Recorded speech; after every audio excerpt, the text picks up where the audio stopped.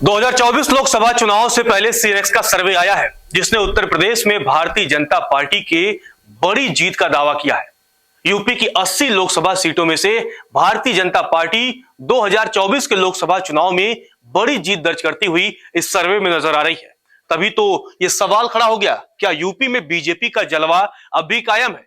जिस तरह से भारतीय जनता पार्टी ने 2014 और उसके बाद से 2019 में यूपी में बड़ा जोरदार और जबरदस्त प्रदर्शन किया था, क्या 2024 के लोकसभा चुनाव में वो कायम रह पाएगा? इससे पहले अब सीएनएक्स का सर्वे आया है। सीएनएक्स के सर्वे में चलिए बात कर लेते हैं कि यूपी में किसे कितनी सीटें, किस पार्टी की वर्चस्व रहने वाली है और किसको कितनी सीटों पर जीत मिलने की संभावना है। सबसे पहले बात कर लेते हैं भारतीय जनता पार्टी की।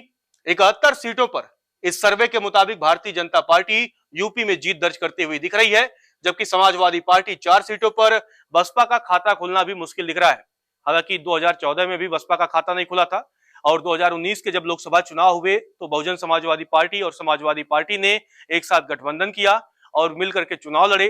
मायावती को इसका फायदा भी मिला और मायावती ने यूपी की 10 सीटों पर जीत हासिल की। वहीं कांग्रेस को 2 सीटों पर जीत मिलने की संभावना है। 2019 में यूपी में महज कांग्रेस को 1 सीट पर जीत मिली थी और जबकि 2014 के लोकसभा चुनाव में कांग्रेस को उत्तर प्रदेश में रायबरेली और अमेठी में जीत मिली थी। अपना दल को 2 सीटों पर जीत मिलने की संभावना है। वहीं आरएलडी को भी 1 सीट पर जीत मिलने की संभावना है। अब 2019 के नतीजों से इसको कंपेयर करते हैं कि किस तरह से किस पार्टी का ग्राफ बढ़ेगा, किसका ग्राफ घटेगा। चलिए बात कर लेते हैं 2019 में जहां भारतीय जनता पार्टी को 72 सीटों पर जीत मिली थी, अब 2024 के लोकसभा चुनाव में उसको 71 सीट पर जीत मिलने की संभावना है। यानी 2019 के मुकाबले यूपी में बीजेपी को तकरीबन 9 सीटों की वो बढ़त हासिल होती हुई दिख रही है, जबकि समाजवादी पार्टी को 2019 के लोकसभा चुनाव में 5 सीटों पर जीत मिली थी और 2014 में भी समाजवादी पार्टी को 5 सीटों पर ही सफलता मिली थी। लेकिन इस बार समाजवादी पार्टी का यह आंकड़ा घटता हुआ दिख रहा है और 4 सीटों पर समाजवादी पार्टी को जीत मिलने की संभावना है। बहुजन समाजवादी पार्टी के लिए 2024 का चुनाव वो फिर से 2014 की तरह ही हो सकता है, जब 2014 में बसपा का खाता नहीं खुला था और अब 2019 में जब बसपा को 10 सीटें मिली थी, अब ये आंकड़ा घट करके 0 हो सकता है। कांग्रेस को 2019 में 1 सीट पर सफलता मिली थी। राहुल गांधी खुद अपनी सीट अमेठी में हार गए थे। सोनिया गांधी रायबरेली में जीतने में कामयाब रही थी, लेकिन इस बार ये आंकड़ा वो बढ़ता हुआ दिख रहा है और 2 सीटों पर 2024 के लोकसभा चुनाव में कांग्रेस को जीत मिल सकती है, जबकि अपना दल को 2019 में भी 2 सीटों पर सफलता मिली थी। एनडीए गठबंधन का हिस्सा है, अनुप्रिया पटेल की पार्टी है और अनुप्रिया पटेल वो केंद्र की मोदी सरकार में मंत्री भी हैं और 2024 के लोकसभा चुनाव में भी 2 सीटों पर ही अपना दल को जीत मिलने की संभावना है। आरएलडी का खाता नहीं खुला था 2019 में, लेकिन इस बार 1 सीट पर आरएलडी को जीत मिलने की संभावना है। लेकिन यह सर्वे देखा जाए तो निश्चित तौर पर यह भारतीय जनता पार्टी के लिए बड़ी खबर लेकर आया है, क्योंकि इस सर्वे में लगभग 80 में से 71 सीटों पर भारतीय जनता पार्टी को जीत मिलने की संभावना है। चलिए अब वोट शेयर की भी बात कर लेते हैं।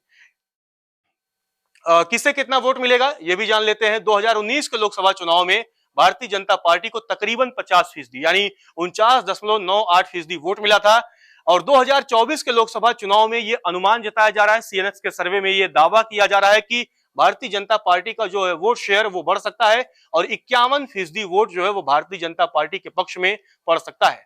समाजवादी पार्टी का वोट शेयर बढ़ेगा, लेकिन जैसा कि हमने बताया आपको, सीटें कम होने की संभावना दिख रही है। कहां 5 सीटें 2019 में मिली थी और अब वो सीटों की संख्या वो 4 तक सीमित रह सकती है। 18.11% वोट 2019 के लोकसभा के चुनाव में समाजवादी पार्टी को मिला था। हालांकि यह भी जानना जरूरी है कि तब समाजवादी पार्टी और बहुजन समाज पार्टी ने गठबंधन करके चुनाव लड़ा था।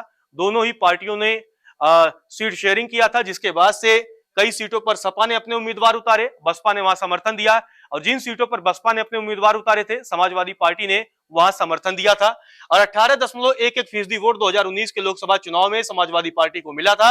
ये आंकड़ा बढ़ करके अब 25% हो सकता है, जबकि बहुजन समाज पार्टी को यहां घाटा होता हुआ दिख रहा है। 19.43% वोट 2019 के लोकसभा चुनाव में बसपा को मिला था, जबकि अब 2024 में यह संभावना जताई जा रही है, यह अनुमान लगाया जा रहा है कि 11% वोट वो बहुजन समाज पार्टी को मिल सकता है। कांग्रेस के भी वोट शेयर में गिरावट देखने को मिल रही है। 2019 के लोकसभा चुनाव में कांग्रेस को 6.36% वोट मिले थे, जबकि कांग्रेस अब 2024 के लोकसभा चुनाव में अगर ये सर्वे जो आया है अगर वो सही साबित होता है तो कांग्रेस जो है वो 4% वोट पर ही सीमित रह सकती है। चलिए अब पूरे ओवरऑल बता देते हैं जो सर्वे आया है सीएनएक्स का, उसमें किस पार्टी को, किस गठबंधन को कितनी सीटें मिलने की संभावना है जब 2024 में लोकसभा के चुनाव होंगे।